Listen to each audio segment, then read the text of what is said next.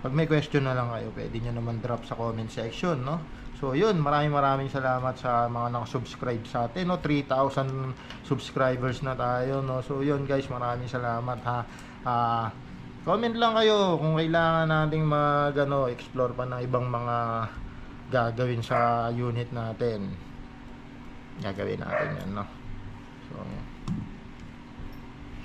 So, yun, ito, dahan-dahan lang. Dahan-dahan, tapos medyo ilulubog mo yung mga paa nito, no?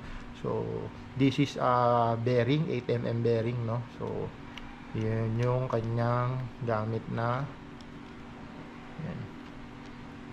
Kaya ako nilulubog kasi minsan nagtatalsikan yan. So, yun. Tapos, always look for shimming dito. May shims dyan minsan no? So, kailangan no, tulad no, may mga balayibo, no? So, tanggalin natin yon. Then, ito. So, ito yung sample ng shims, no?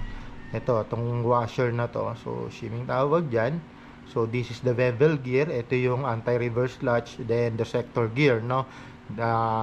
Ito yung sa selector switch. Ito yung nag-sate. Yan. Tapos, syempre, ito yung switch, no? Now, ito, tatanggalin natin to. This is the tappet plate. Yan. So, importante yung engagement niya, no? Gagawin natin, tatanggalin natin tong spring na nag-hold para bumalik yung tappet plate, no? So, ayan. Sundutin nyo lang yan. So, hindi naman siya lilipad kasi nakahook naman siya doon. Ayan. Ito. So, pagka ganito, matatanggal na natin to. So, hiwalay na sa gearbox. Ito yung sa hangin, no? So, air compression. This is the tappet plate. This is the nozzle. Cylinder head. Cylinder body. Then, piston head and piston body.